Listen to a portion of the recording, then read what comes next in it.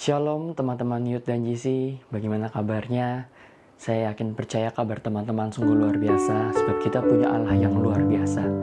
Pada sore hari ini, saya ingin mengajak teman-teman untuk beribadah bersama-sama, kita bersekutu bersama-sama, kita memuliakan nama Tuhan. Dimanapun teman-teman berada, saya yakin dan percaya bahwa Tuhan hadir bersama dengan kita. Mari kita angkat sebuah pujian, seperti rusa yang rindu aliran sungaimu. Mari kita nyanyikan pujian ini.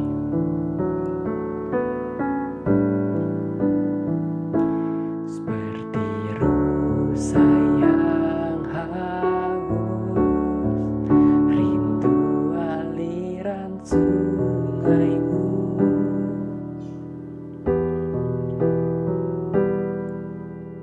Hatiku tak tahan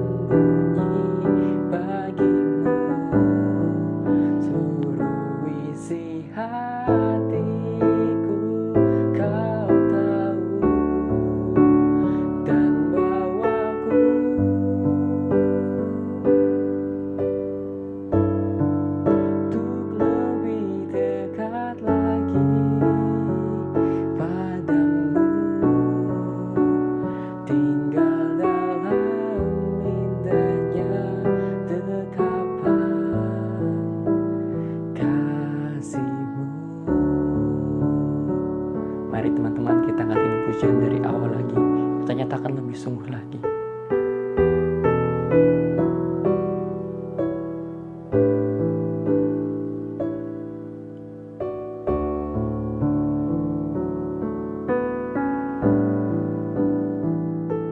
Seperti rusa yang haus, rindu aliran sungaimu.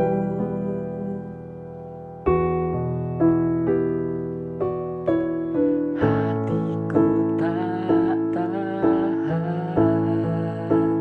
menunggumu.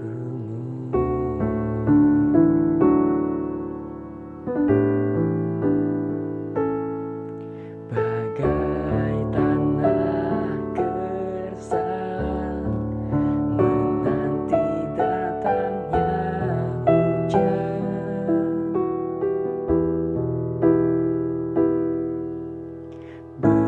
begitupun jiwaku, Tuhan. Mari kita katakan, hanya Engkau Tuhan. Hanya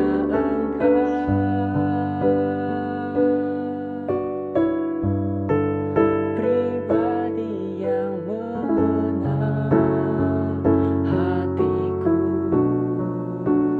tiada yang tersembunyi bagimu.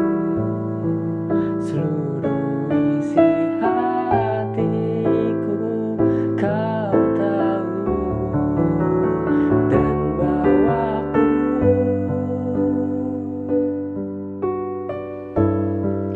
untuk lebih dekat lagi padamu. Tinggal dalam indahnya dekapan kasih-Mu. Kita katakan, hanya Engkau. Hanya Engkau,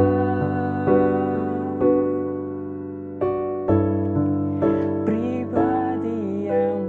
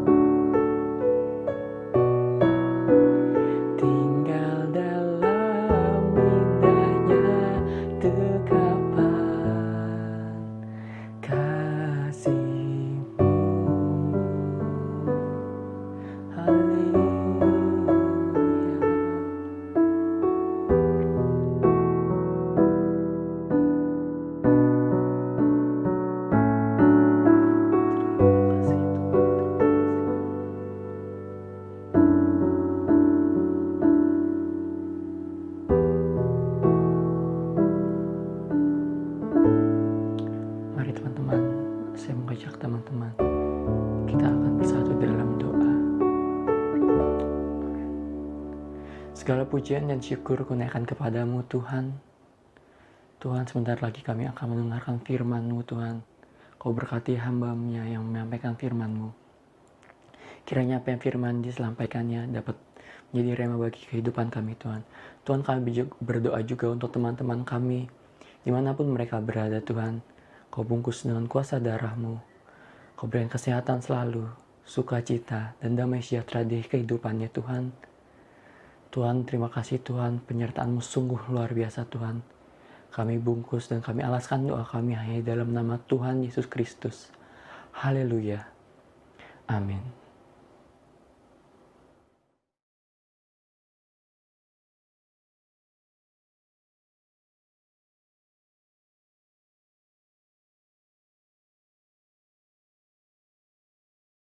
Shalom, saudara yang dikasihi Tuhan, puji Tuhan, bagaimana kabar kalian? Kiranya kita semua masih dalam keadaan sehat dan diberkati oleh Tuhan Yesus Kristus. Tahun 2021 sudah mulai kita masuki. Sekarang adalah bulan yang kedua di minggu yang pertama. Puji Tuhan, selama ini berapa banyak dari kita yang mendapatkan ucapan selamat tahun baru atau Happy New Year ya. Nah, dalam ucapannya itu sering dikatakan semoga di tahun ini lebih sukses lagi. Nah saudara, ketika mendapatkan ucapan seperti ini, apakah kita pernah berpikir selama ini bahwa saya ini sudah sukses belum? Kok selalu diberi ucapannya itu semoga sukses gitu ya? Atau apakah sukses itu sendiri?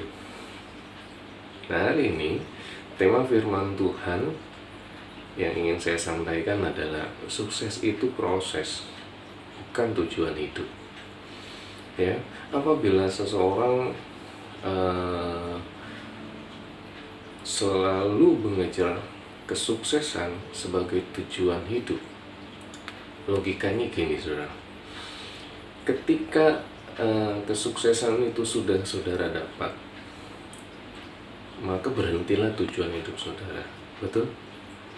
Kalau seseorang itu merasa bahwa tujuan hidupnya itulah kesuksesan, gitu ya, berarti ketika itu sudah tercapai, kesuksesan itu sudah tercapai, ya sudah cukup, selesai sampai di situ. Padahal pada kenyataannya setelah dia sukses untuk meraih sesuatu, dia akan melakukan sesuatu yang lain, mengejar sesuatu yang lain. Nah saudara, ada dua hal yang mendasari tujuan hidup seseorang. Yang pertama keinginannya, atau yang kedua itu kebutuhannya. Ya, ketika kita sering mendengar pada saat kita kecil atau pada saat saya masih kecil gitu ya, wah saya tuh saya mau jadi dokter biar bisa mengobati bapak saya nantinya. Itu ada keinginan, ada kemauan. Atau saya mau jadi seorang polisi supaya kampung saya ini aman misalnya. Jadi itu adalah suatu keinginan, kemauan. Nah saudara, banyak dari kita karena keinginannya kadang-kadang untuk mencapai tujuan hidup itu kita tidak melihat kesuksesan itu sendiri. Bahkan secara parsial, perbagian setiap kesuksesan yang Tuhan berikan itu kita tidak melihatnya, gitu ya. Nah, ketika engkau menganggap bahwa kesuksesan merupakan tujuan hidupmu, maka engkau tidak bisa melihat proses yang Tuhan berikan dalam hidupmu. Karenanya bilang kau tidak berhasil untuk mencapai tujuan hidupmu, engkau akan mengatakan itu suatu kegagalan. Tapi ketika engkau berhasil mencapai tujuan, engkau katakan itu suatu kesuksesan. Coba mari kita lihat pemisalan ya. Ada pemisal gini, ketika kita misalnya sedang SMA ya, ketika kita SMA, kita mau masuk perguruan tinggi yang kita inginkan, maka ketika kita mendapatkan perguruan tinggi yang kita inginkan, berarti kita sukses. Wah, selamat ya, sukses ya, sudah masuk perguruan tinggi yang kau inginkan. ya kan? Tapi ada masalah ketika bagaimana kalau jurusan yang kita inginkan itu tidak sesuai. Berarti kita merasa gagal. Kenapa? Karena tujuan kita tidak tercapai. Padahal di sanalah kalian bisa berprestasi sehingga bisa lulus dengan nilai yang memuaskan. Nah, kemudian ketika kerja, lulus nih ceritanya dengan IP yang tinggi lah, misalnya predikatnya memuaskan atau sangat memuaskan. Kerja, begitu diterima kerja, ternyata pekerjaan yang kita geluti atau pekerjaan yang kita dapati itu sama sekali tidak menggunakan ilmu yang kita dapatkan di bangku kuliah. Apakah kita gagal? Saudara, coba lihat di sini. Banyak orang ingin mencari pekerjaan itu, ingin mendapatkan pekerjaan itu, tapi ternyata kita mendapatkannya. Itu sebetulnya suatu kesuksesan. Karena itu, saudara, ya, karena itu, ketika saudara melihat kesuksesan hanya sebagai tujuan hidup, maka kita nggak bisa melihat kesuksesan itu secara utuh. Kesuksesan bukanlah tujuan hidup, saudara, melainkan suatu proses dan proses perjalanan hidup untuk mencapai tujuan. Pertanyaannya, tujuannya siapa, kan gitu, ya kan? Tujuannya Tuhan bagi hidup kita. Tuhan menjadikan segala sesuatu itu, termasuk manusia, itu untuk kemuliaannya. Coba kita lihat dalam Roma, kitab Roma pasalnya yang ke-11. Roma pasalnya yang ke-11, ayatnya yang ke-36. Roma 11 ayatnya yang ke-36. Di situ dikatakan, sebab segala sesuatu adalah dari Dia dan oleh Dia dan kepada Dia. Bagi Dialah kemuliaan sampai selama-lamanya. Saudara, bagi Tuhanlah kemuliaan. Kesuksesan yang saudara dapat bukan buat saudara. Bukan saudara yang menikmati pujian, bukan saudara yang harusnya menikmati segala kehormatan, tapi kemuliaan itu bagi Tuhan. Nah, kayak beberapa kita sering ketika kita mendapat pujian, wah selamat ya pelayanannya, selamat ya pelayanannya memberkati saya, pujiannya memberkati saya, firmannya memberkati saya. Yang dikatakan apa? Segala pujian bagi kemuliaan nama Tuhan. Kolose pasal yang pertama. Kolose pasal yang pertama. Kolose pasalnya yang pertama ayatnya yang ke-16. Ya, Kolose pasal yang pertama ayatnya yang ke-16. Karena di dalam Dia telah diciptakan segala sesuatu yang ada di surga dan yang ada di bumi, yang kelihatan dan yang tidak kelihatan, baik singgasana maupun kerajaan, baik pemerintah maupun pengusaha. Segala sesuatu diciptakan oleh Dia dan untuk Dia. Dua ayat ini sangat menguatkan kita bahwasanya ketika kita merasa hidup kita tujuannya untuk kemuliaan nama Tuhan, sukses yang kita dapat adalah suatu proses untuk memuliakan nama Tuhan. Hidup adalah satu perjalanan yang pastinya memiliki tujuannya. Nah, menurut Alkitab, tujuan hidup kita yang paling tinggi sebagai manusia yaitu untuk memuliakan nama Allah. untuk menikmati Dia selama-lamanya. Tadi kita sudah baca dalam Roma 11 ayat 36.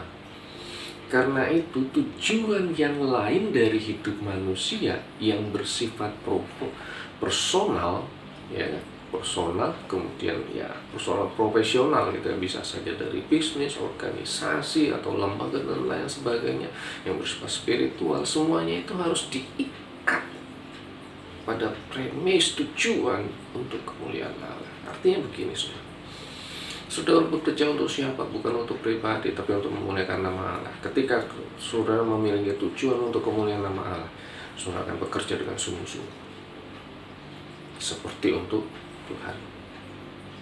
Karena tidak akan merasa bahwa wah, aku pintar, aku hebat. Kenapa? Kepintaran saudara, kehebatan saudara itu untuk kemuliaan nama Tuhan. Saudara tidak bisa berbilang, lo nggak akan bisa melakukan ini kalau nggak ada Tuhan. Nggak boleh, saudara. Kenapa? Karena semuanya itu untuk kemuliaan nama Tuhan. Tujuannya memuliakan nama Tuhan. Apa yang saudara pikirkan hari ini? Dalam pekerjaanmu, dalam usahamu, apakah saudara merasa kegagalan? Coba kita lihat dari proses yang Tuhan berikan. Bisa jadi itu adalah proses untuk menuju kesuksesan agar nama Tuhan dimuliakan, saudara. Memenuhi tujuan hidup yang Tuhan inginkan bagi kita merupakan panggilan hidup yang tertinggi, saudara. Seperti saudara Mother Teresa. Saudara bisa lihat dia ketika saudara baca biografinya, dia melepaskan kenyamanannya, melepaskan segala sesuatu yang dia dapatkan di biara. Dia pergi ke saudara melayani orang-orang miskin di pinggir-pinggir kota Calcutta, India.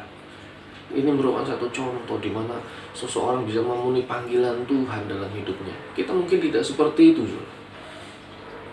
Kita tidak seperti itu, kita tidak harus turun ke jalan. Tapi saudara, apakah yang kita lakukan, pekerjaan yang kita lakukan, pelayanan yang kita lakukan, ucapan yang kita berikan adalah memuliakan nama Tuhan? Tingkah laku yang kita berikan adalah memuliakan nama Tuhan? Apakah itu terjadi dalam hidup kita? Saudara, lalu apa standarnya saya sukses? Nah, kan itu pertanyaannya. Kapan sih saya bisa dibilang sukses? Yang juga harus kita perhatikan bahwa kesuksesan tidak dinilai dari rencana yang baik, saudara. Dari anggaran yang besar, atau dari otak yang pintar, tidak, saudara.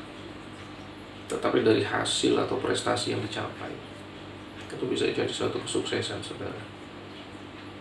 Kalau dalam saya mengajar, ada perubahan sedikit saja pun untuk seorang murid dalam tingkah lakunya, dari yang tadinya tidak mau belajar menjadi orang yang mau belajar, dari anak yang tadinya malas belajar menjadi rajin untuk belajar, itu sudah satu kesuksesan buat saya.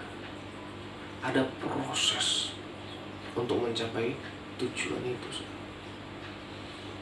Misalnya saja ketika saudara tahu seorang pelari cepat, saudara. Seorang pelari cepat itu sangat-sangat memahami dan sangat menyadari betul bahwa start awal, ya, start dia mau lari itu, ketika start yang baik itu dia lakukan, itu merupakan modal awal untuk mencapai kemenangan. Tapi itu sendiri tidak cukup. Karena apa? Karena dia belum menjadi pemenang. Kok bisa belum menjadi pemenang? Ya karena dia belum mencapai garis finish, saudara, kan? Betul kan? Kapan dia menang? Ketika dia sudah mencapai garis finish. Ya. Ketika dia berlomba mencapai lari sekencangnya, dia yang lebih dulu mencapai garis finish. Kenapa? Karena setiap pelari tahu benar bahwa start awal yang benar itu adalah menentukan kemenangan, itu adalah modal, gitu. Nah, saudara, bagaimana kita sukses, saudara? Yang dilihat adalah akhirnya. Saudara masih ingat cerita tentang hamba yang sukses, yang setia, saudara? Dalam Matius 25 ayat 14 sampai 30, saudara baca. Di situ dikatakan hamba yang diberi modal dan menghasilkan keuntungan, itulah yang sukses. Maksudnya apa, saudara? Maksudnya, saudara, kadang pikiran kita membatasi kita dalam hal kesuksesan. Satu ini saya sudah sukses, wah yang ini saya gagal, saya ini sukses. Nggak bisa, saudara. Tuhan tidak membatasi kita untuk mencapai prestasi setinggi apapun, saudara. Tidak. Sangat tidak dibatasi oleh Tuhan. Tuhan memberi kebebasan pada saudara dan saya untuk mencapai prestasi yang lebih lagi. Waktu saya SMP, saya masih ingat dalam hidup saya, mami papi saya itu hanya, kalau mami itu SD aja nggak lulus, saudara. Papi saya itu cuma lulus SMP, saudara. Pada saat itu kondisi keuangan kami ya sangat-sangat memprihatinkan lah ya. Tapi ketika saya lulus SMP, saya berpikir, masa sih papi saya SMP, apa saya mau SMP? Apakah saya cukup SMP saja terus saya bekerja? Enggak, saudara. Saya berusaha keras untuk belajar, lulus SMA. Lulus SMA saya harus lulus kuliah saya. Lulus, saudara, sampai saya mendapat pekerjaan. Saudara, ketika Tuhan memberikan proses untuk menuju satu kesuksesan, bukan berarti Tuhan membatasi engkau untuk prestasi yang lebih tinggi lagi. Tidak. Tapi Tuhan mau engkau selalu berprestasi, mendapat pencapaian prestasi setinggi-tinggi. Terserah. Ketika engkau diberikan modal oleh Tuhan, Tuhan tidak mengatakan engkau cukup menghasilkan segini. Tidak. Tapi silakan, kerjakan. Berapapun keuntungan yang kau dapat, berapapun keuntungan yang kau bisa lakukan, intinya engkau bisa menghasilkan. Ketika engkau berhasil, engkau memuliakan nama Tuhan, ya, engkau akan menjadi orang yang mengikuti tujuannya Tuhan. Saudara lihat, dalam Mazmur 1 ayat yang ketiga dikatakan bahwa kita itu harus ditanam di tepi aliran air yang menghasilkan buahnya. Itu yang Tuhan inginkan. Seperti pohon yang menghasilkan buahnya yang banyak, yang hebat. Kita tertanam di tepi aliran air. Maksudnya apa? Selalu menghasilkan. Apa yang kita hasilkan? Kemuliaan untuk Tuhan. Sukses tidak bisa diukur dengan materi. Sukses tidak bisa diukur dengan seberapa banyak kepandaianmu. Sukses tidak bisa diukur dengan apa yang kau berikan untuk orang tua, untuk pelayanan, tidak. Tapi sukses bisa diukur dengan seberapa banyak engkau bisa memuliakan nama Tuhan dengan tujuan yang kau sudah dapatkan. Mari saudara, sama-sama kita belajar hari ini.